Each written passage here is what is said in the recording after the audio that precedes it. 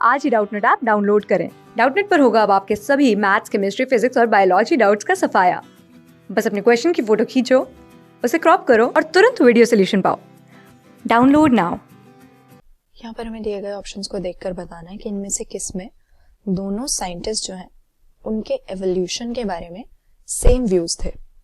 तो ये तो हम जानते ही हैं कि एवोल्यूशन एक ऐसा प्रोसेस है, एक ऐसा फिनोमेना है जो हमेशा ही नेचर में एक्टिव रहता है और इसी की वजह से सभी लाइफ फॉर्म्स में, सभी लिविंग ऑर्गेनिजम्स में समय के साथ कुछ ग्रेजुअल चेंजेस आते हैं। अब सबसे पहले एवोल्यूशन का जब नाम लेते हैं तो हमारे सामने आता है नेचुरल सिलेक्शन नाम का एक टर्म, और इस टर्म का क्रेडिट चार्ल्स डार्विन को दिया जाता है, जो कि एवोल्यूशन के बारे में इतना डीपली रिसर्च करने वाले पहले साइंटिस्ट में से एक थे। और इनके अकॉर्डिंग एवोल्यूशन किस बेसिस पे होता है, इसका मैकेनिज्म क्या है कि किसी भी पॉपुलेशन को अगर देख लीजिए, प्लांट्स की हो, एनिमल्स की हो, किसी भी स्पीशीज की पॉपुलेशन में हमेशा ही हमें वेरिएशंस मिलेंगी। सारे के सारे मेंबर्स बिल्कुल एक जैसे तो होंगे नहीं, आइडेंटिकल तो होते नहीं है, वेरिएशंस होते हैं डिफरेंट कैरेक्टरिस्टिक्स में।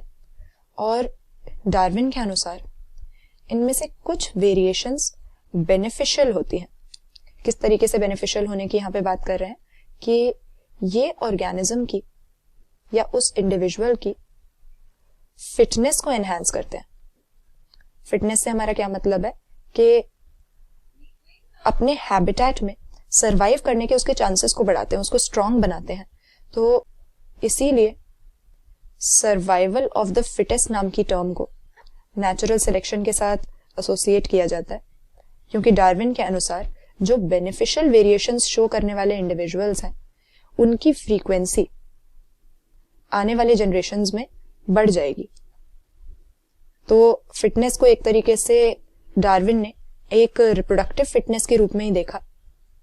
इन्होंने क्या बोला कि जिसमें ज्यादा फिटनेस है, जो ज्यादा स्ट्रांग है, सरवाइव करने की ज्यादा एबिलिटी है, वो ज्यादा ऑफस्प्रिंग छोड़कर जाएगा और इसीलिए आने वाले समय में उसी की वेरिएशन हमें ज्यादा देखने को मिलेगी। तो इसी को नेचुरल सिलेक्शन उन्होंने बोला।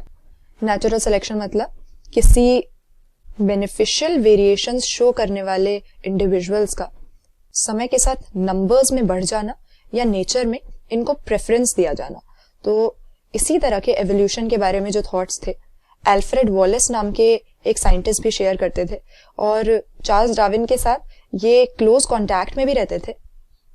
माना जाता है कि डार्विन की कई सारी पब्लिकेशंस, कई सारी चीजें जो उन्होंने लिखी, उसमें अल्फ्रेड वॉलेस का भी कंट्रीब्यूशन है और साइमल्टेनियसली डार्विन के साथ उसी समय पर इन सारी चीजों में ये भी रिसर्च कर रहे थे। हालांकि चार्ल्स डार्विन की साइंटिफिक कम्युनिटी में काफी अच्छी स्टैंडिंग थी और उन्होंने काफी जल्दी ओरिजिन ऑफ स्पीशीज और ये सारी बुक्स लिख दी थी, लेकिन अल्फ्रेड वॉलेस भी इन्हीं कॉन्सेप्ट्स पर सेम उसी समय पर वर्क कर रहे थे और चार्ल्स डार्विन के साथ पूरी तरह से अग्री करते थे। तो सही आंसर यहाँ पर ऑप्शन डी हम कर देंगे। ये दोनों साइंटिस्ट आपस में एक दूसरे को जानते भी थे, अपना काम एक दूसरे के साथ शेयर भी करते थे और एवोल्यूशन के बारे में इनके व्यूज भी सिमिलर थे। नेचुरल सिलेक्शन में ये विश्वास करते थे। क्लास 6 से 12 से लेके नीट, IIT, JEE मेंस और एडवांस के लेवल तक 10 मिलियन से ज्यादा स्टूडेंट्स का भरोसा। आज ही डाउनलोड करें डाउटनेट ऐप या व्हाट्सएप कीजिए अपने डाउट्स 8400 400 400 पर।